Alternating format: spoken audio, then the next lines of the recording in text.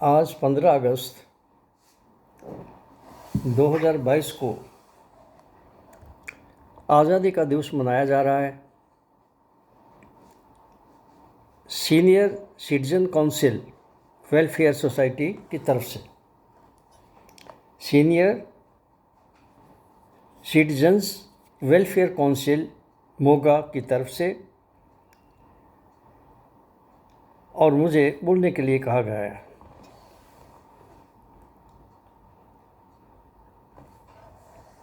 मैं chief guest और chairman से अनुरोध करता हूं कि मैं शुरू करने की वो मुझे इजाज़त दें। बहुत ही आदरणीय, माननीय, वंदनीय सीनियर सिटीजन्स, हम सब और मैं डॉक्टर आर आर शर्मा आप सबको प्रणाम करते हैं। मैं सबसे पहले बधाई देता हूं चेयरमैन जोशी साहब को, उसकी कमेटी को, जिन्होंने संजीव सैनी साहब को यहाँ चीफ गेस्ट के तौर पर बुलाया है। सैनी साहब एक सेल्फ मेड इंसान हैं। ये बिल्कुल प्योर हैं, साफ हैं, खालिस हैं। इनमें कोई बीमारी नज़र नहीं आती। ना तो ये ड्रिंक करते हैं, ना स्मोक करते हैं, ना मीट खाते हैं। इनकी ज़िंदगी बहुत साफ सुथरी है और सारे हिंदुस्तान के स्टेट्स में जो फैली हुई है इनकी सोसाइटी, उसके सीईओ हैं सबसे बड़े वदेदार, और उसमें बिजनेस का भी हिस्सा है इनका। इतनी अच्छी पर्सनैलिटी को यहाँ बुलाया है, उसके बारे में एक तो मैं ये क्लियर करना चाहता हूँ कि प्रकृति ने इनको, सैनी साहब को, किसी खास पर्पज़ के लिए बनाया है और मुझे भी किसी खास पर्पज़ के लिए ही तैयार किया गया है। मुझे पता है, दूसरों को पता हो या ना हो, ये उनकी अवस्था के मुताबिक है। सैनी साहब इंसानियत से एक कदम ऊपर हैं। इंसान तो मांगता है, चाहे वो गुरुद्वारे में मांगे, चाहे मंदिर में मांगे, मस्जिद में मांगे, बाज़ार में मांगे, किसी के पास जाके मांगे, बैंक में मांगे, नौकरी में मांगता है हरदम। इसकी फितरत ही मांगने की हो गई है। लेकिन सैनी साहब देते हैं, मांगते नहीं। और देने वाला देवताओं की श्रेणी में आता है, देने वाला देवताओं की श्रेणी में आता है। ये एक कदम इंसानियत से ऊपर देवता हैं जो सबका भला सोचते हैं। यहाँ संस्कृत के एक बहुत बड़े विद्वान बैठे हुए हैं, मेहता साहब, प्रोफेसर मेहता साहब। उनकी प्रेजेंस में मैं 4 लाइन जो हैं अपने चीफ गेस्ट सैनी साहब के बारे में कहूँगा।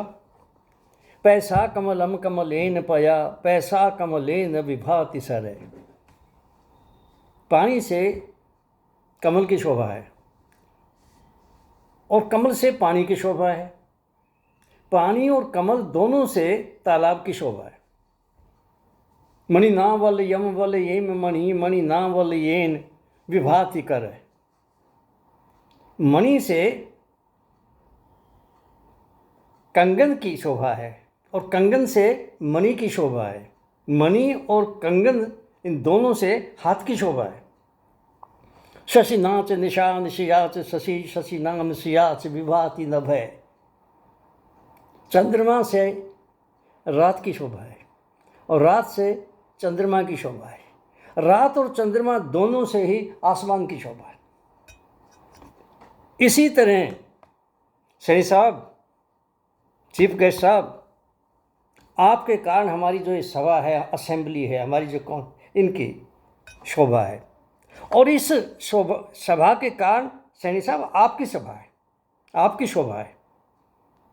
और आपके कारण और इस सभा के कारण हमारे काउंसिल की शोभा है, हमारी सीनियर सिटीजन काउंसिल की शोभा है। मुझे आज़ादी के बारे में कहा गया है बोलने के लिए। मैं आज से 60 साल पहले यानी 1962 के अंदर मुझे कहा गया था, किसी कॉलेज के प्रिंसिपल ने मुझे कहा, मैं वहाँ ग्रेजुएशन कर रहा था, कि मैं बोलूँ सर्व देश हित सर्वप्रथम पर। तो 60 साल पहले उसकी 1.5 लाइन से ही मैं शुरू कर रहा हूँ। आकाश में बहुत दूर बहुत ऊंचा वो चमचमाता हुआ सितारा है, अब वो है मेरा देश, मेरी मातृभूमि, जिसकी मिट्टी में मैं खेला, जिसकी गोद में मैं सोया, जिसकी छाती पर हल चलाकर पैदा के अन्न को मैंने खाया, जिसके सीने पर घाव करके खोदे हुए कुओं का मैंने पानी पिया। वो है मेरा देश, मेरी मातृभूमि। माँ, तुझे प्रणाम करता हूँ। ये शरीर तेरी मिट्टी है, ये खून तेरा अन्न है। मैं तेरे पवित्र चरणों की सौगंध खाकर कहता हूँ, तेरे लिए सब कुछ न्योछावर करने को तैयार हूँ। मैं ही नहीं, मेरे ये सभी साथी तेरे लिए सब कुछ करने को तैयार हैं। माँ, प्रणाम हो। मैं क्या बताऊँगा आज़ादी के बारे में। मेरा जन्म तो गुलामी में हुआ और मैं स्ट्रगल में से ही गुजरता रहा। मुझे तो समय ही नहीं मिला, टाइम ही नहीं मिला कि मैं आज़ादी का टेस्ट चख सकूं। आज़ादी के बारे में तो चाणक्य बता सकता है। एक बार सम्राट चंद्रगुप्त मौर्य के सभी मंत्रियों ने चाणक्य, जो चीफ मंत्री था, महामंत्री था, उसकी शिकायत लगाई कि महाराज, आपने एक आलीशान भवन दिया है रहने के लिए, महल दिया इनको, और वह ये चाणक्य उस भवन में एक झोपड़ी बना के रहते हैं, तुम्हारी बेइज्जती करते हैं, ये तुम्हारी बेइज्जती है।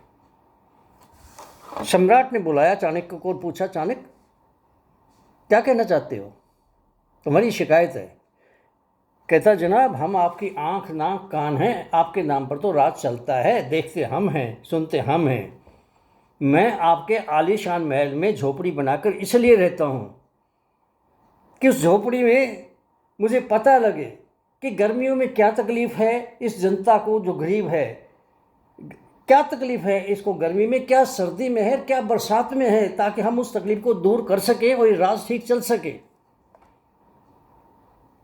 आज़ादी के बारे में महात्मा गांधी बता सकते थे। एक नक्शा था आज़ादी का उनके दिमाग में, स्वराज का। उन्हें पता था कि देश की छोटी से छोटी इकाई जो है वो गांव होती है। गांव स्वावलंबी होना चाहिए, आत्मनिर्भर,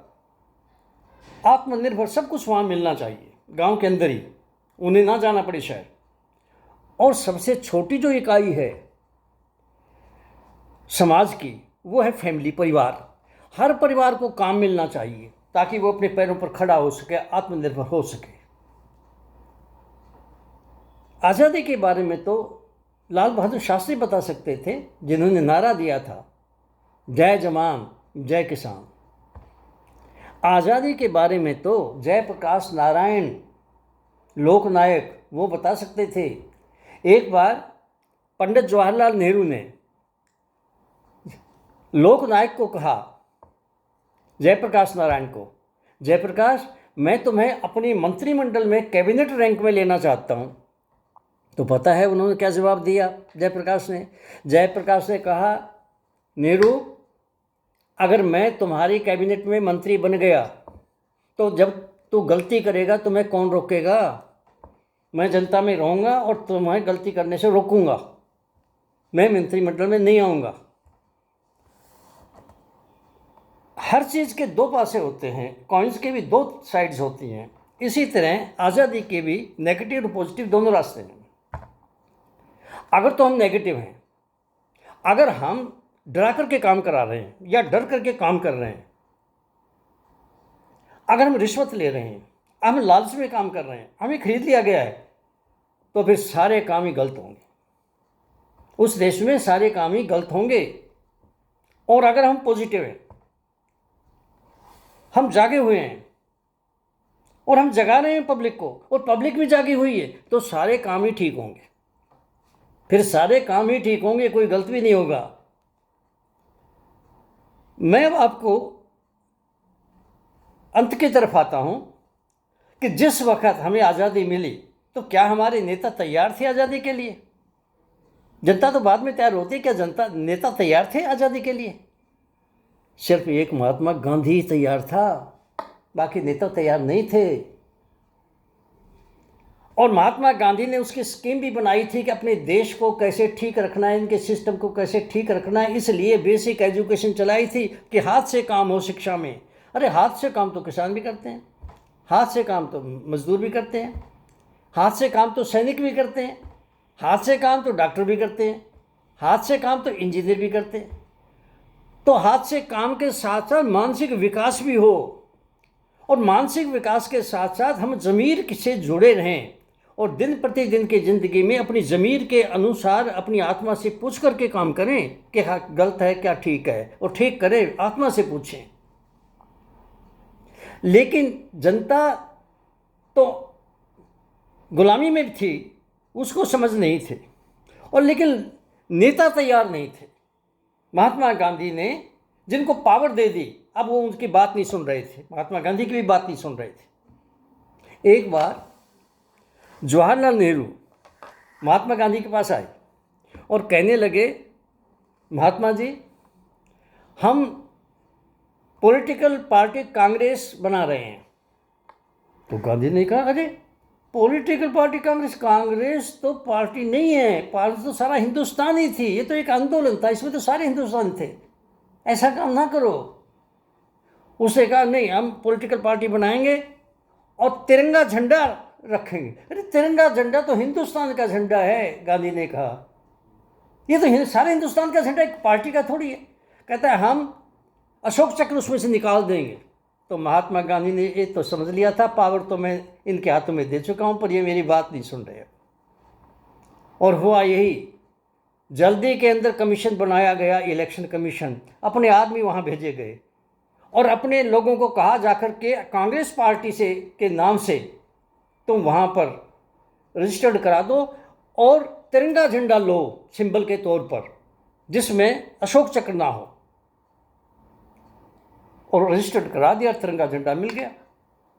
इस चीज़ को देख कर के कि रजिस्टर्ड हो गई है कांग्रेस, दूसरे नेताओं ने भी जल्दी में अपनी अपनी पार्टियाँ बनाई और रजिस्टर्ड करा दी।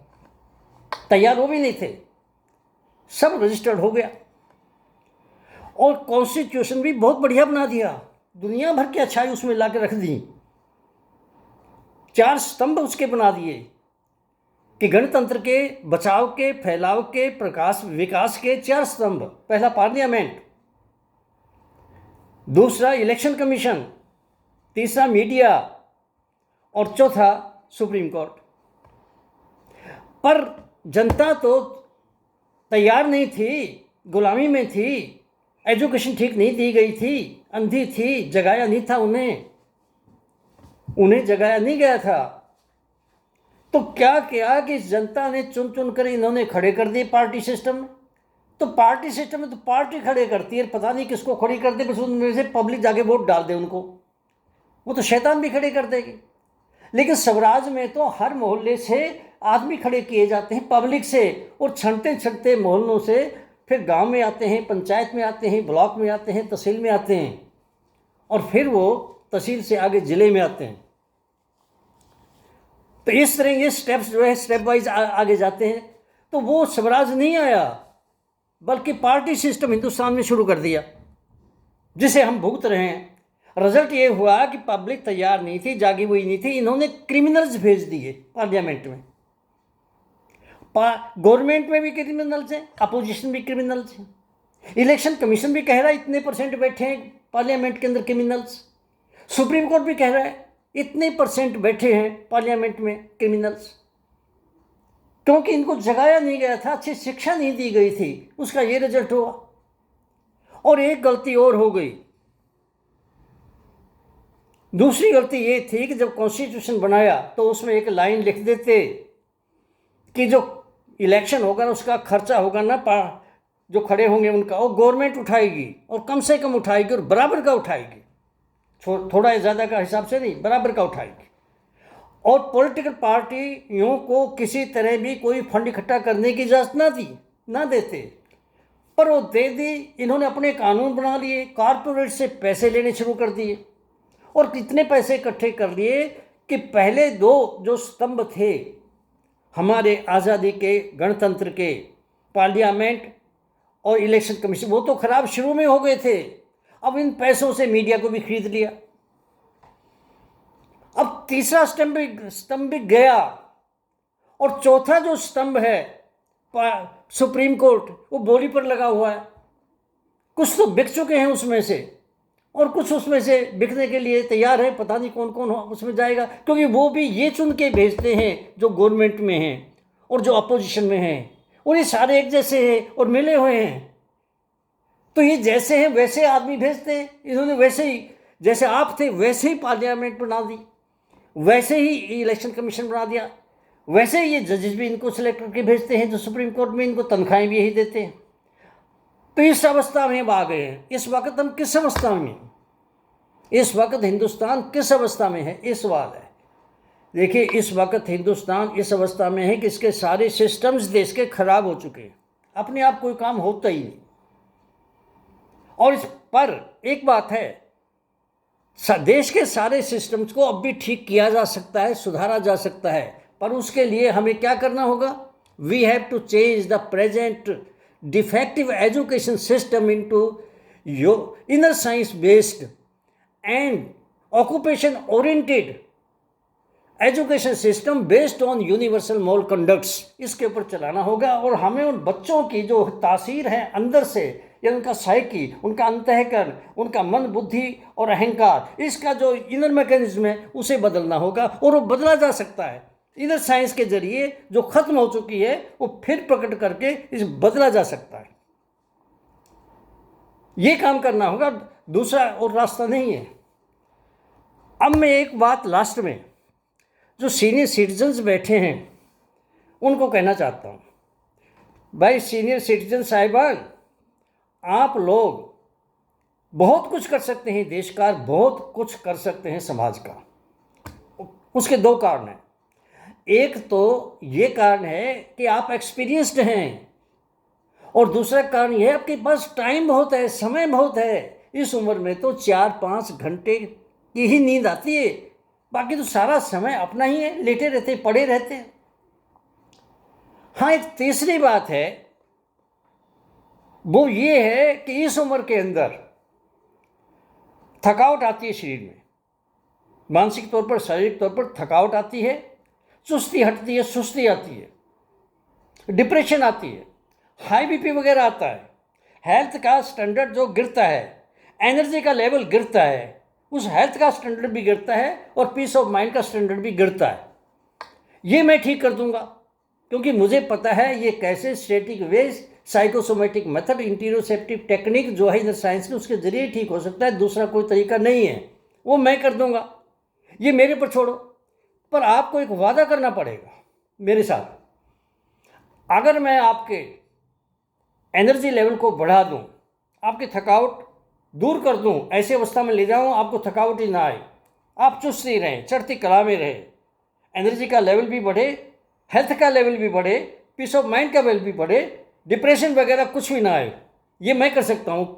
पर इस शर्त के ऊपर कि जितना एनर्जी लेवल मैं बढ़ाऊं और जितनी हेल्थ और पीस ऑफ माइंड बढ़ाकर आपकी उम्र को मैं आगे ले जाऊं, तुम्हारे बुढ़ापे को 100 साल तक ले जाऊं, मैं भी 100 साल से ज़्यादा जीऊँगा, तुम्हें भी ले जा सकता हूं। तो तुम फिर इस शर्त के ऊपर कि जितनी एनर्जी लेवल मैं बढ़ाऊं, जो समय मैं आपका ज़्यादा बढ़ाऊं आपकी उम्र का, वो सारा समय, सारी एनर्जी इस देश की सेवा में लगाओ, समाज की सेवा में लगाओ। इस शर्त के ऊपर मैं करने को तैयार हूँ। मैं अपना काम कर दूंगा, आप अपना काम करो, और सारे मिलकर के अपना काम करते हैं। लास्ट में मैं एक आपको खुशखबरी देना चाहता हूँ सैनी साहब के संबंध में। संजीव सैनी साहब जो चेयरमैन हैं, आज जो हमारे साथ चीफ गेस्ट हैं, उन्होंने मोगा योगा एसोसिएशन बनाई है। उसकी मीटिंग में मैंने एक चीज़ तो इनको क्लियर कर दी थी। मैंने इनको कह दिया था, सैनी साहब, ये जो जिसे हम योगा कहते हैं और जो कुछ हो रहा है योग के नाम पर, ये योग नहीं है, और ये चलता भी रहा इसके नाम पर कुछ नहीं होगा। ये हमारे फिजिकल सिस्टम को भी ठीक नहीं कर सकता, मेंटल को तो क्या करेगा, फिजिकल को भी नहीं कर सकता, और ये हमारे समाज के लेवल को भी, सिस्टम को भी ठीक नहीं कर सकता, गवर्नमेंट के लेवल को भी ठीक नहीं कर सकता, हमारे देश के किसी सिस्टम को ठीक नहीं कर सकता। ये जो योगा जिन्हें कहते हो, ये महाभारत के अर्जुन पैदा नहीं कर सकता, अर्जुन क्रिएट नहीं कर सकता, पर अर्जुन तो हमें क्रिएट करने होंगे, बुराई को हटाने के लिए करने ही होंगे। अर्जुन क्रिएट करने ही होंगे। और उस अर्जुन के लिए हमें रियल योगा, असली योग को प्रकट करना होगा, वो कर सकता है, जिसका स्टैटिक वे है, साइकोसोमेटिक मेथड है, इंटेरोसेप्टिव टेक्निक है, और वो कर सकता है, मैं करूँगा वो। अब वो समय आ गया है। देखिए, प्रकृति के अंदर ये चीज़ें फैली हुई हैं, ये नियम है। ये योग जो है, इनर योग विज्ञान कहो, इनर साइंस कहो, एक ही चीज़ है। ये धर्म की जड़ को सींचने वाला विज्ञान है, आध्यात्मिक जड़ को सींचने वाला विज्ञान है। ये पहले खत्म होता है और धर्म और अध्यात्म बाद में खत्म होते हैं। अब धर्म और अध्यात्म खत्म हो चुके हैं। क्यों खत्म हो चुके? क्योंकि योग विज्ञान, इनर साइंस खत्म हो चुकी है। पर एक यूनिवर्सल प्रिंसिपल और है, और वो ये है कि जब भी धर्म खत्म होता है, जब भी अध्यात्म खत्म होता है, उसकी जड़ को सींचने के लिए इनर साइंस को, योगा साइंस को प्रकट होना ही पड़ता है। अब इसका जो है प्रकट होने का समय आ गया है। इसीलिए मैं कहता हूँ, अब मैदाने जंग में फिर योग सिखाया जाएगा, अब मैदाने जंग में फिर युद्ध रचाया जाएगा। अब बेचारी चिड़ियों से फिर बात उड़ाया जाएगा, गीदड़ बने शेरों को शीशा दिखलाया जाएगा। अब नेक और मजदूरों को, कमज़ोरों को मजबूत बनाया जाएगा, मुर्दा बने लोगों में जीवन डाला जाएगा। अब बैरागी जंग यो अब बैरागी जंग में बंदे बनाए जाएंगे। अब लोकतंत्र की जंग में लोग जगाए जाएंगे। अब मैदानी जंग में अर्जुन बनाए जाएंगे। Thank you.